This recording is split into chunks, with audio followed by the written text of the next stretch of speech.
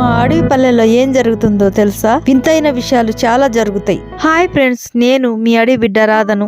మా పల్లెల్లో అయితే ఇప్పుడు పత్తి సీజన్ వచ్చేసిందండో. పత్తి తీస్తున్నారు చూడండి. చాలా మందికి తెలియని కొత్త విషయం అయితే నేను చెప్పనా? ఇవన్నీ మా పత్తి చేనులే, అడవి గ్రామంలో వేసిన పత్తి. ఈ పత్తితో బట్టలు అయితే తయారు చేస్తారంట. నాకైతే పూర్తిగా తెలియదు.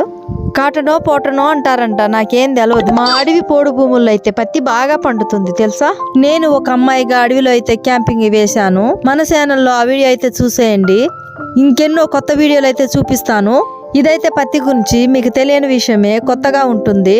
అడవి బిడ్డలు ఉదయాన్నే కేజీ దూదికైతే వస్తారండి. మా దగ్గర అయితే కేజీ పత్తి తీస్తే ఎంతో తెలుసా? కేజీ పత్తికి 10 నుంచి 15 రూపాయలు దాకిస్తారంట. చివరి వరకు చూడండి. పత్తి చేను గురించి పత్తి గురించి డీటెయిల్గా నేను చెప్తాను. కట్ చేస్తాను. ఇది మా నాన్న వాళ్ళ చేనేనండి. దీంట్లోనే నాకు ఎకరం చేను అయితే ఇచ్చారు. ఇదంతా పత్తి చేనే. జనవరి నెల వచ్చిందంటే చాలు పత్తి కూలీలు అస్సలు దొరకరు. పత్తి తీయాలంటే కూలీ లెక్క అయితే అస్సలు రారండి. కిలో లెక్క అంటేనే వస్తారు. ఉదయాన్నే వచ్చి మంచుతో తడిసిన పత్తినైతే తీయడానికి ఇష్టపడతారు. ఒక్కో మనిషి వచ్చేసి 10 నుంచి 20 కేజీల దాకా తీస్తారు.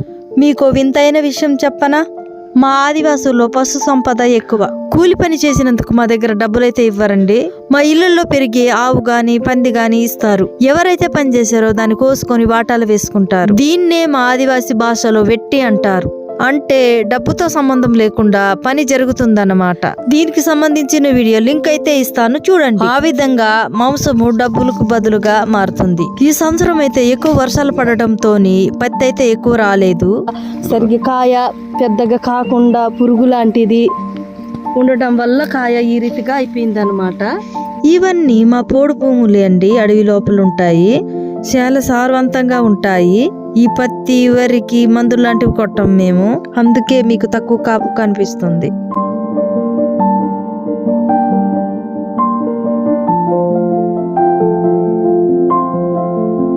పత్తి అయితే ఎంత తీసినా కూడా సరిగ్గా తూకం రాదండి. చూడ్డానికైతే 20 కేజీలు అనిపిస్తుంది కానీ 5-6 కేజీలే వస్తుంది. ఎందుకంటే చెట్లలోనే బాగా ఆరిపోయి ఉంటుంది గనక. ఇది తెల్ల బంగారం అంటారు గాని తేలిపోయే బంగారం.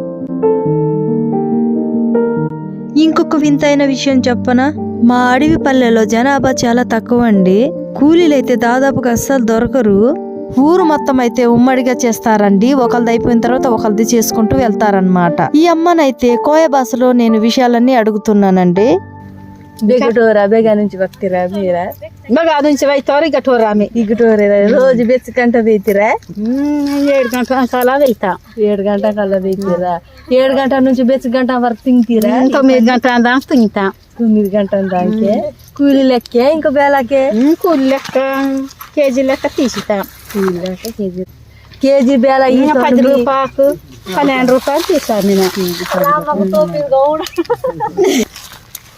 సరే ఒక రోజు వాసి బెచ్చి కేజీ తీస్తే 20 కేజీ 10 కేజీ అలా తీస్తాం. 20 కేజీ 10 కేజీ. మరి మీరు తుంట దానికంటే అర్ధితే మీకు రోజు మందం అర్ధితేనా? పత్తి చూడండి ఎంత మంచిగా వచ్చిందో మా నాన్నగారి చేను. మా ఆదివాసులలో పిల్లలు జల్లలు అందరూ కలిసి పత్తి తీయడానికి అయితే వెళ్తారండి. కూలి పని చేసినందుకు వాళ్ళకి ఆవును గాని పందిని గాని మేకను గాని బహుమతిగా ఇస్తాడండి ఆ చేను గల యజమాని. ఈయనే మా నాన్నగారు ఫ్రెండ్స్. మీ దగ్గర పత్తి కూలి ఎంత ఉంటుందో కామెంట్ అయితే చేయండి ఫ్రెండ్స్. మన ఛానల్లో రకరకాల వీడియోస్ అయితే రాబోతున్నాయి. కొత్త వాళ్ళైతే ఫాలో కండి.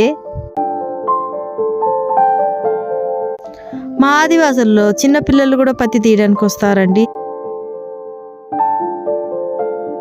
చాలా మంది అయితే 10 కేజీలు 15 కేజీలు అలా తీసేసి వాళ్ళ సొంత పనులకైతే మళ్ళీ వెళ్ళిపోతారనమాట. ఇలా చేస్తుండగా వారం పట్టొచ్చు, 5 రోజులు పట్టొచ్చు, కొన్నిసార్లు 9 రోజులు కూడా పట్టొచ్చు, 10 రోజులు పట్టొచ్చు. ఈ పిల్లోడైతే ఎస్టీ హాస్టల్లో చదువుతున్నాడండి. హాస్టల్లో ఉండి చదివే పిల్లలైతే ఈ విధంగా పొద్దున్నే వెళ్ళి తల్లిదండ్రులతో వెళ్ళి సంపాదించుకొని స్కూల్కు వెళ్ళడానికి ఉపయోగించుకుంటారన్నమాట. చూడండి ఆ టైం వరకు తీసి ఎలా మోసుకొస్తున్నారో. ఇప్పుడు తూకం వేస్తారనుకుంటా. ఎన్ని కేజీలు వచ్చిందో తూకం చూసినాక నోట్స్లో రాసుకుంటారనమాట. ఈ అమ్మ అయితే ఉదయం నుంచి 15 కేజీల వరకు తీసిందంట. దగ్గరగా 300 రూపాయలు పని చేసినట్టే ఈవిడ. చూడండి ఈ వయసులో ఉదయాన్నే లేచి చలికి ఎంత కష్టమో.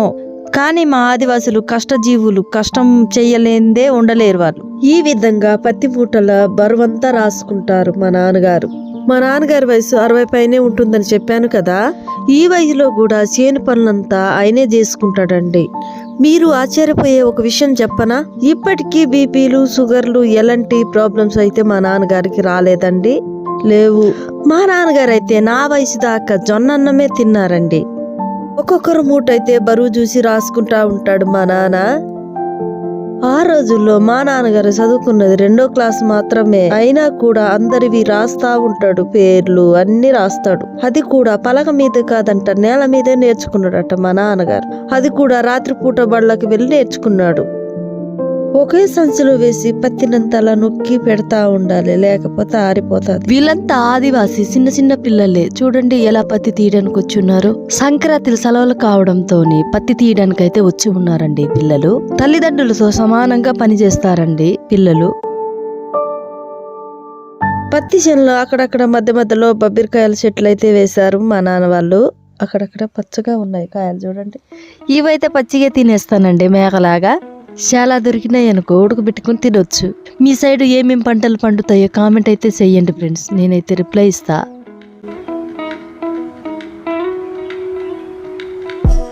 ఇలా ఒక్కొక్కరు వచ్చి వాళ్ళ పత్తినైతే తూకం అయితే వేస్తారండి. ఈ పని అయితే రోజంతా చేయనవసరమే లేదు. ఎవరు ఎంత టైం వరకు చేయాలనుకుంటారో అంత టైం వరకు చేసుకొని మళ్ళీ వెళ్ళిపోతారండి. వేరే పనికి వెళ్ళిపోవచ్చు అనమాట.